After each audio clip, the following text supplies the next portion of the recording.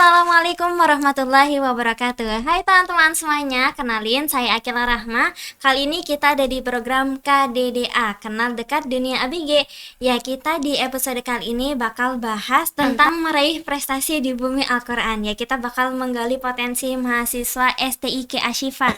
Nah, jadi teman-teman nih, kita tuh ada Yayasan Ashifa itu bukan cuma di jenjang SMP, SMA, MA gitu ya, tapi juga ternyata ada perguruan tingginya. Nah, perguruan tinggi itu namanya STIK Ashifa, Sekolah Tinggi Ilmu Al-Quran.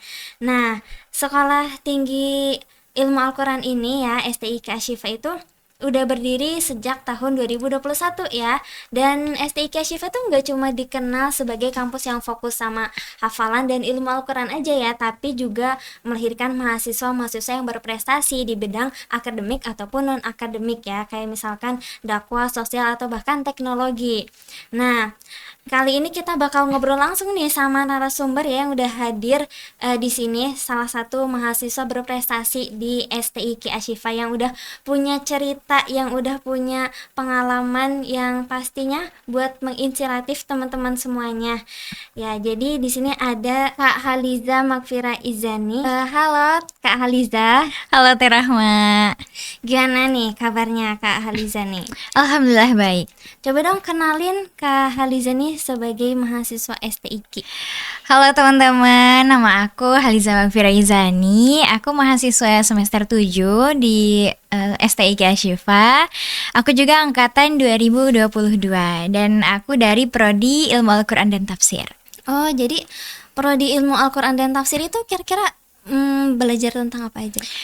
Belajar tentunya fokusnya pada Al-Quran ya, karena tafsirnya tafsir Al-Quran gitu. Jadi banyak juga kayak berkaitan dengan tafsir-tafsir klasik, pertengahan, sampai kontemporer. Juga kebahasaan yang ada di Al-Quran itu sendiri gitu. Mulai dari balagohnya, ijaznya, dan banyaklah teh gitu. Jadi kayak benar-benar menafsirkan Al-Quran gitu ya? Betul, dan juga tentunya karena kita menafsirkan Al-Quran juga ada target hafalan juga. Oh, ada target hafalan. Betul. Berapa kira? Kalau untuk ilmu Al-Quran dan tafsir itu ada di target 10 juz teh. Oh, 10 juz buat dari awal masuk sampai lulus? Betul, sampai lulus. Oh, berarti itu jadi syarat kelulusan gitu? Betul, jadi syarat kelulusan di sidang munaqasyah nanti. Dan kira-kira kenapa sih Kak Sansan ini memilih STIK Ashifa gitu? Karena takdir sih kayaknya teh. Takdir berat banget nih kayaknya. Soalnya karena memang sebenarnya ini pilihan orang tua ya. Oh, pilihan orang tua. Betul, karena tadinya memang aku nggak berencana ke sini gitu, berencana di kampus lain gitu. Cuma karena waktu itu kan lagi di pondok ya teh, dan kebanyakan orang tua jadi yang ngurusin gitu. Dan mungkin orang tua juga tahu adanya STIK di Ashifa gitu, ada perguruannya. Jadi orang tua nyuruh ke sini gitu. Jadi alasannya mah ya karena disuruh orang tua gitu. Dan emang kenapa orang tua tuh milih STIK Ashifa? Orang tua itu karena lebih ke lingkungannya sih teh. Lingkungan di Ashifa kan baik ya, Masya Allah juga, yang bisa kita lihat Ya, gitu ya, yang bisa kita rasakan sama-sama gitu. Karena benar-benar terjaga juga di lingkungannya. Jadi kayak lebih baik mungkin di sini gitu supaya lebih terjaga. Berarti kalau misalkan yang Kak Sansan lihat nih dari kan ada juga pastikan kampus impian. Betul. Kak Sansan, berarti kira-kira apa sih perbedaan kampus STIK Ashifa sama yang lain? Kalau menurut aku ya teh, kayaknya perbedaannya itu ada di STIK Ashifa tuh fokus ke Al-Quran sih teh. Karena aku melihat di IAT di UIN gitu ya, itu tuh target hafalannya paling di 2-3 juz aja. Nah sedangkan di STIK ini kan sampai ke 10 juz ya. Mungkin juga bisa aja akan bertambah terus targetnya gitu, jikalau memang mahasiswanya ternyata banyak yang mumpuni hal itu gitu. Jadi kayaknya fokus di itu sih teh, dan juga lingkungannya juga kayaknya lebih terjaga gitu. Berarti udah banyak dong yang hafal dari lebih dari 10 juz. Banyak, sudah banyak teh. Sudah banyak banget. Dan karena memang STIK Ashifa juga lingkungannya baik gitu ya, lebih terjaga karena ada asrama juga teh buat mahasiswanya. Ada asrama. Itu dari apa sekolah tingginya STIK-nya. Iya betul, STIK yang menyediakan. Jadi untuk yang jauh gitu ya, Iya, untuk yang merantau. domisilinya jauh gitu, itu bisa di asrama gitu. Jadi kita tuh benar-benar tetap berada di lingkungan itu gitu. Jadi enggak yang di mana-mana gitu lah. Pakai nggak ngekos sembarangan gitu Iya kan ya. betul.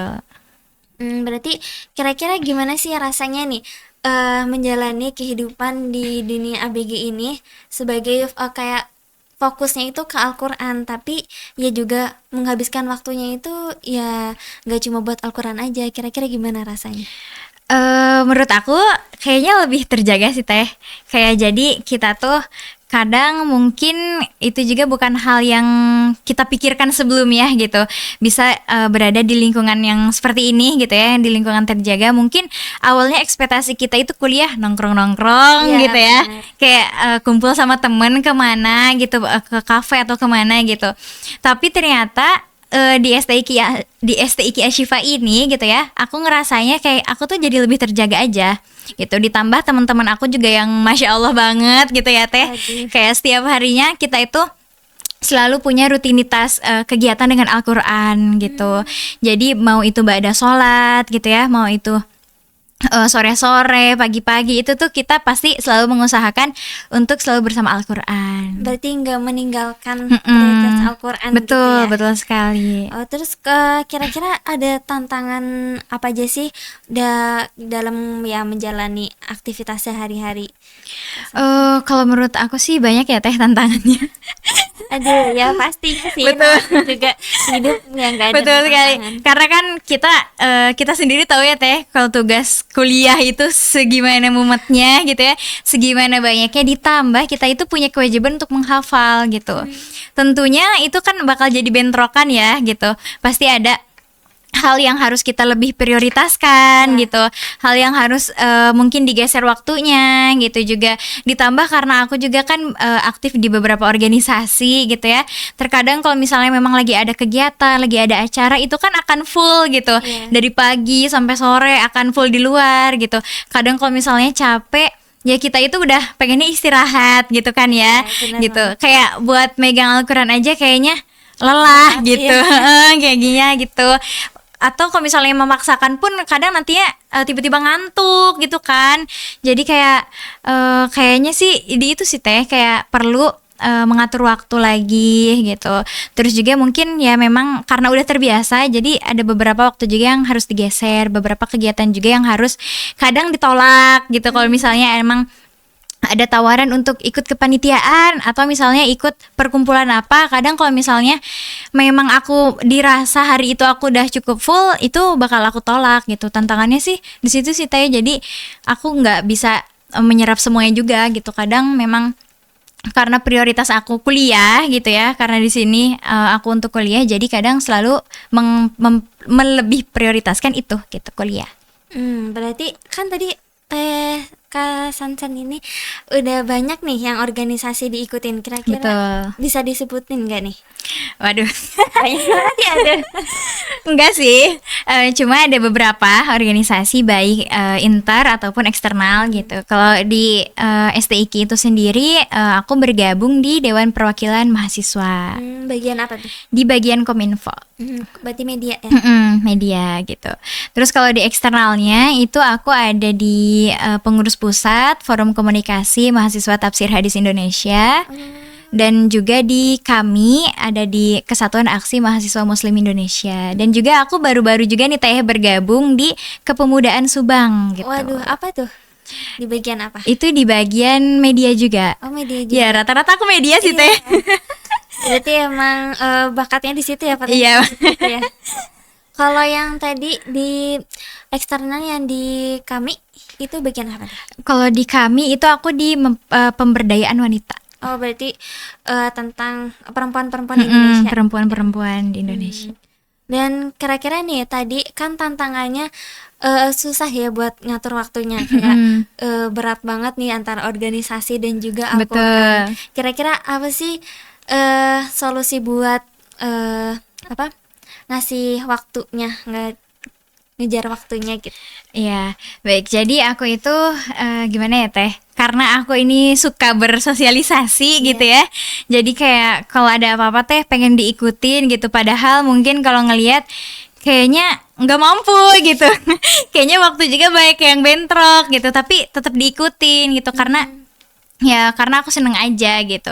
Dan juga aku selalu membagi waktu itu jadi dipisahkan itu cuma dua aja teh. Kayak berkegiatan sama Al-Qur'an gitu. Jadi kalau misalnya dari pagi sampai sore aku berkegiatan, otomatis berarti di malam aku harus sama Al-Qur'an kayak gitu. Jadi kalau misalnya di pagi udah ada kuliah, terus siang misal lanjut organisasi gitu. Nah, aku tuh selalu berusaha memaksimalkan di ba'da maghrib itu bisa ngaji, murojaah, menghafal gitu sama di ba'da subuh gitu. Berarti kalaupun misalkan waktu nggak ada waktu kosong nih, kira-kira gimana tuh cara ngambil waktunya? Kalau misalnya nggak ada waktu kosong penuh gitu ya, Iya, penuh. kadang memang sih aku juga sering banget kegiatan yang sampai malam gitu. Nah biasanya aku nggak sempet kan ya, apalagi kalau di luar kita tiba-tiba ngebuka Al-Qur'an gitu kan. Kadang mungkin ke itu aja suka nggak inget gitu. Nah jadi aku biasanya suka ngegeser, berarti di subuh itu aku harus gitu. Walaupun misalnya aku ngantuk nih, walaupun misalnya aku udah capek, udah kecapean, ngantuk, ya tetap harus gitu walaupun misalnya cuma sedikit ngajinya gitu ya, atau misal sekedar abis subuh al-waqiah doang misalnya, yang penting ada dulu gitu waktu sama Al-Qur'an gitu. Karena kalau misalnya kebiasaannya teh kalau misalnya kita lepas dari Al-Qur'an itu biasanya ngaji kita tuh nantinya suka nggak Susah, lancar iya, lagi benar gitu. sih. Jadi kayak berusaha walaupun sedikit tetap dilakukan gitu. Berarti emang gak meninggalkan Al-Quran gitu ya. Tapi kan kadang suka nih ada tugas yang mendadak. Betul. Berarti itu gimana tuh cara ngatur? Kalau tugas yang mendadak sih memang sih ya kadang juga kita suka ngelepas Iya, susah. suka ngelepas itu gitu ya, karena prioritasnya tugas gitu, karena mungkin yang lebih dekat lebih daruratnya tugas gitu. Jadi kadang aku juga suka nggak sempet ngaji gitu, nggak sempet murojaah, paling juga cuma kayak baca apa sih kayak ba'da isya baca al-mulk, cuma sekedar itu doang gitu. Nggak ada yang kayak kita benar-benar meluangkan waktu kita buat Al-Qur'an gitu kalau misalnya emang lagi deadline banget mah gitu. Cuma jadi kayak setiap ba'da sholatnya, karena kan punya kebiasaan ya gitu, setiap harinya sama teman-teman itu ba'da maghrib al-masurat itu tuh jadi pasti gitu, walaupun kita lagi ada tugas deadline. Dan ba'da isya al-mulk itu tuh juga pasti kita lakukan gitu, walaupun kita lagi banyak tugas deadline gitu. Berarti nggak meninggalkan kebiasaan Sepenuhnya gitu. iya. Betul. Meskipun ya sedikit gitu kan, tapi tetap dilakuin gitu. Betul. Berarti apa konsisten gitu ya, Betul. istiqomah. Karena kalau misalnya kita udah, apalagi perempuan ya teh, punya masa-masa yang kita tuh nggak bisa terus-terusan nggak kontrol gitu, gitu. betul. Apalagi perempuan gitu. Kalau misalnya emang nggak dipaksain sih, nggak akan bisa konsisten itu gitu. Bener banget sih. Bener. Dan juga karena aku tinggal sama teman-teman yang masya Allah gitu ya. Jadi kalau misalnya emang itu ya selalu diingatkan gitu. Jadi kita selalu saling mengingatkan gitu untuk itu. Berarti ya alhamdulillah ada di lingkungan yang baik juga. Terus habis itu apa SI-nya juga apa fokusnya ke Al-Quran, belajar Betul. tentang Al-Quran gitu. Berarti emang kayak cocok gitu ya. Betul sekali. Berarti nih teman-teman, Kak Sansan ini udah banyak ya mengikuti apa organisasi-organisasi gitu yang tadi udah disebutin nih. Jadi kita juga bisa mencontoh nih dari Kak Sansan ini, meskipun sibuk gitu ya, sesibuk apapun ya jangan lupa kita juga masih tetap harus bersama dengan Al-Quran gitu ya teman-teman. Nah, sekarang kita tuh sebenarnya sekarang baru mengupas sebagian kecil gitu ya cerita dari Kak Sansan. Kita bakal mengupas lagi gitu ya di segmen berikutnya. Kita bakal ketemu lagi di segmen berikutnya.